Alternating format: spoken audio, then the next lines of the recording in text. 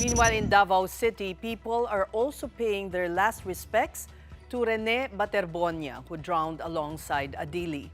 Mobile journalist Evan Tarinque is at the wake of Rene in Davao City.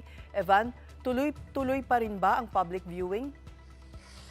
Sa mga oras na ito, tinigil na muna yung public viewing niya para nga dito kay Rene Baterbonia. Pero kanina umaga, alas 11 ng umaga, maarami na yung mga fans at yung mga tao nga gustong makita at magbigay-pugay nga para nga dito kay Rene. Pero na-cut yan short, around 4:30, tinapos na yung public viewing ngayong araw. Pero may ilan-ilan pa rin na dumarating pero hindi na sila pinayagan. Ang pinayuhan na lang sila na bukas, bumalik na lang ng around 10 a.m. dahil bukas hanggang linggo, bukas ulit yung public viewing for Rene ng 10 a.m. hanggang 10 p.m. Pagkatapos nun kasi idadalhin na itong si Rene sa kanyang hometown sa Tacalcogon kung saan nga doon na siya ililibing on June 24. Kanina nakausap rin natin yung ilang mga kaibigan, ilang mga teammates, naging teammates ni Rene at iisa lang talaga yung kanilang sinasabi na talagang nanghihinayang sila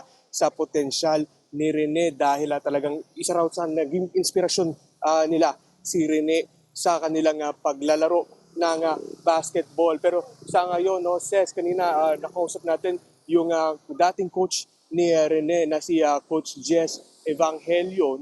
Ito kasi yung time kanina doon sa may press ko na inaantay nila yung statement ni Coach Tab Baldwin. Medyo matagal na raw kasi silang tahimik at hindi sila nakakakuha ng sagot. Pero ngayon dahil nga ilang minuto pa lang naglabas na ng statement itong si Coach Tab, susubukan natin kunin yung anong reaksyon ng pamilya nga ni Rene dito. Pero sa ngayon sa mga oras na ito, yung ating mga kaibigan na nagbabalak or mga kapatid na nagbabalak pumunta dito sa public viewing ni Rene, sinasabihan sila na magdala ng valid ID dahil ito ay kailangan ipakita sa mga security personnel ng eskwelahan para makapasok sa Christ the King Chapel sa loob ng eskwelahan.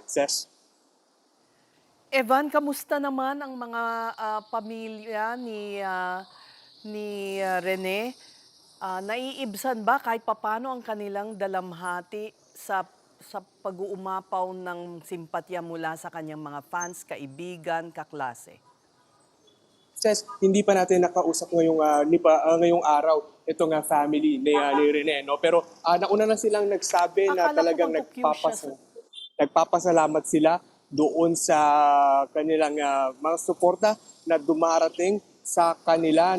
At talagang ramdam daw nila yung comfortness na ibinibigay nito sa kanilang mga pamilya. Pero yan yung so far yan yung pahuling kanilang sinabi at ngayon kasi yung dating coach niya na si Coach Jess yung tila nagsasalita para sa pamilya na halos parehas lang din naman yung kanilang sinasabi na they are devastated at nanghihinayang sila sa potensyal at mga posibleng maabot nitong ni Rene. Mga Evan, nakausap mo ang ilan sa mga kaibigan? Maari ba nating marinig ang kanilang mga saloobin? Tama ka dyan, yung ilan sa mga kanilang mga kaibigan na nakausap natin, talagang idol yung kanilang tawag dito kay Rene. At ito nga yung ilan sa kanilang mga pahayag. Gusto ko lang po kasi makita yung idol ko na si Rene. Yung ugali niya na mabuti tsaka magaling po siya sa basketball. Rene, magpadayon ka na lang sa imong panaw. Ay mo na lang subaybayan imong pamilya.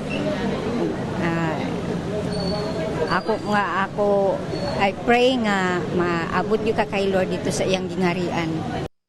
Every time na nag-practice po kami, meron siyang ginasabi sa amin na keep going lang po na sakit po kasi tinuturing ko na po siyang kuya Tapos ganun lang po, isa-isang iglap na wala lang po siya. Di niya ako nile-left out, like he always helping me sa practice. Like super bait talaga ni Bobet and she's so friendly po. Sobrang masakit po kasi Bobet is like, si Bobet ang gina-look forward ko po always sa laro. Pagod siya, he's always helping us as a team. Relative man o hindi, talagang pumunta dito sa wake nga ni Rene para nga magbigay pugay at magpasalamat na rin sa kanyang tinulong lalo na sa mundo ng basketball dito sa Davao kung saan nga tumulong siya na mag-uwi ng gold medal noong 2025 palarong pambansa at siya nga yung hinirang ng MVP ng torneong iyon. Ses. Maraming salamat. Thank you, Evan Tarinque, reporting to us there live from Davao City.